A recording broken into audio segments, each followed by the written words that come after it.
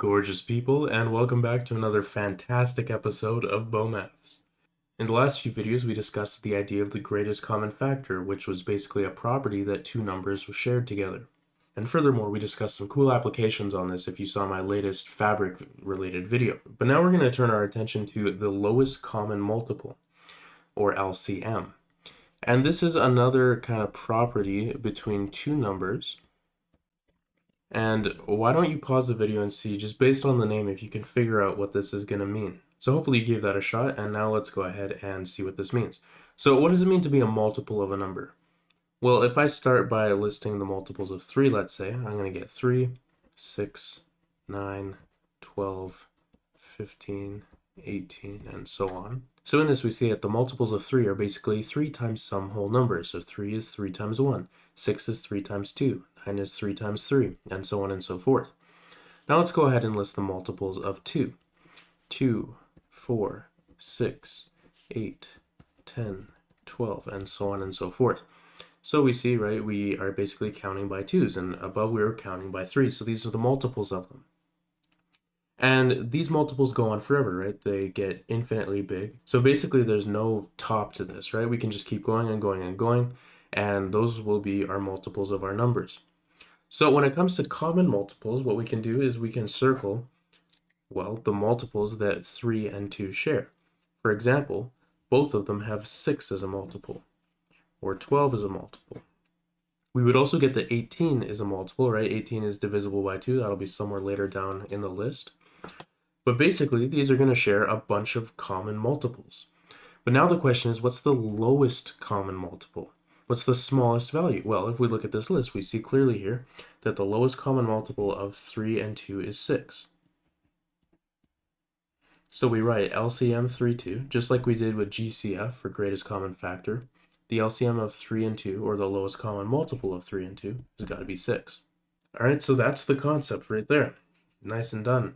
Of course, if we get bigger and bigger numbers, right, sometimes it's harder to find. So just like with greatest common factor, there's going to be a more efficient way to do this such that we're guaranteed to find the lowest common multiple every time. And this, as you might have guessed, is going to involve our prime factorization. So let's say I wanted to find the lowest common multiple of 12 and 40.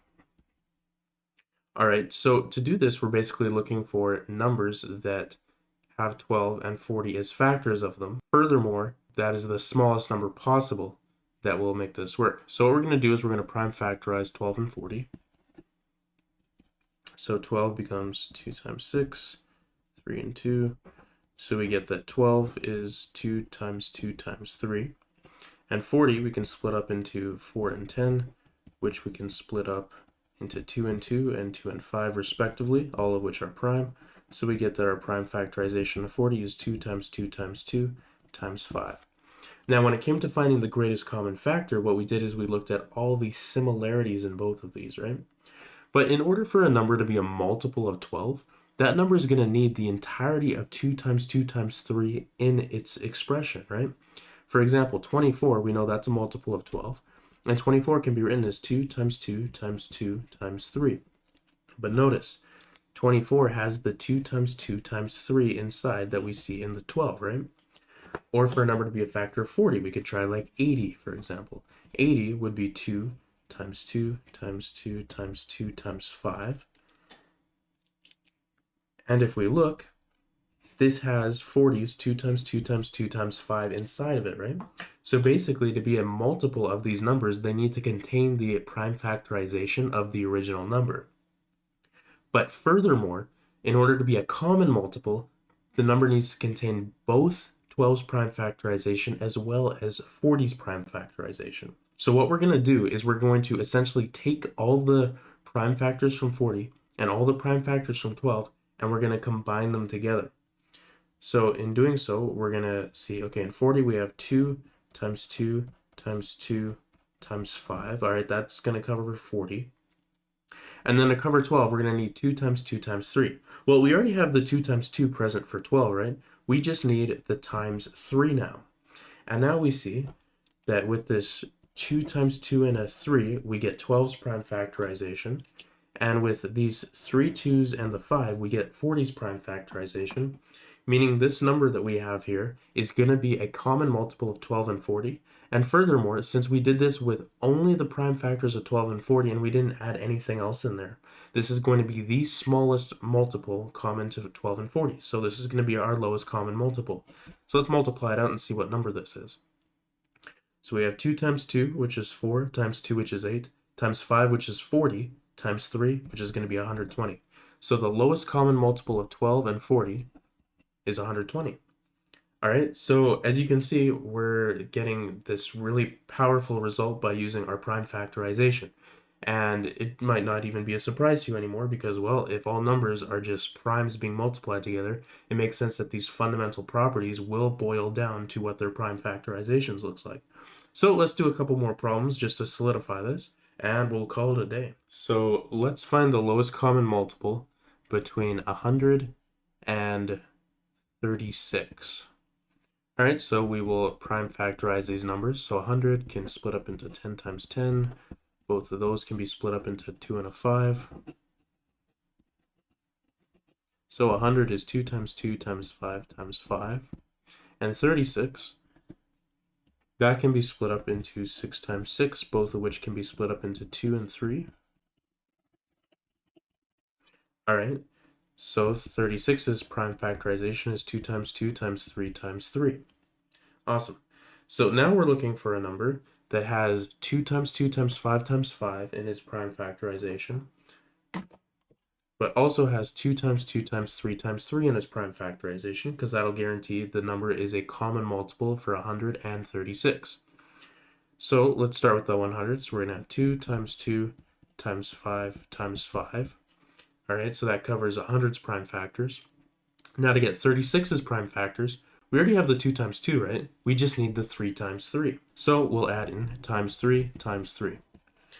And we see that, okay, we have 100's prime factorization. So that means that the number is going to be a multiple of 100.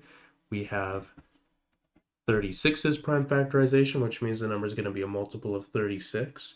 So all we have to do now is just multiply this out, and we're going to get our lowest common multiple. So 2 times 2 is 4, times 5 is 20, times 5 is 100, times 3 is 300, times 3 is 900. So our lowest common multiple of 136 is going to have to be 900. All right, this is pretty fun. Let's do one more. What's the lowest common multiple of 50 and 40? All right, well, we know the business, so let's prime factorize these. So 50, that splits up into 5 and 10, which splits up into 2 and 5. So our prime factorization of 50 is 2 times 5 times 5. And we'll split up 40. So 40 is 4 times 10. 4 can be split up into 2 times 2. 10 can be split up into 2 times 5, all of which are prime. So 40's prime factorization is 2 times 2 times 2 times 5. Now we just need a prime factorization that includes all of these numbers' prime factors.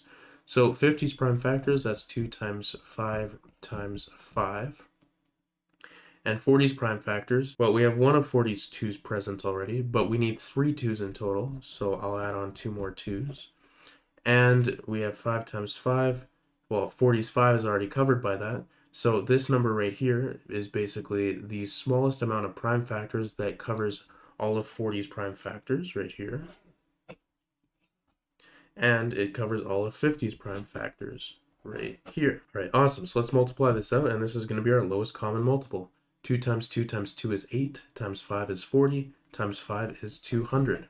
200 is indeed a multiple of 50 and 40, and it's going to be the smallest multiple of 50 and 40. So we get that the lowest common multiple is 200. Now, if I asked you, what would be the greatest common multiple of 50 and 40? Is that even a thing? Right? We're talking about lowest common multiple, but is there the greatest common multiple? Well, as we discussed in the first page, multiples keep going, right? They keep going infinitely big. So the common multiples, they're also going to be getting infinitely big. So there's going to be an infinite amount of them. So that's why only the lowest common multiple is actually a meaningful idea for us. All right, well, I hope you found that video interesting. And in the next video, we're going to practice this. And then after that, I got some really cool applications for you. And yeah, you're doing great. So have a good one, stay groovy, and I'll see you in the next video.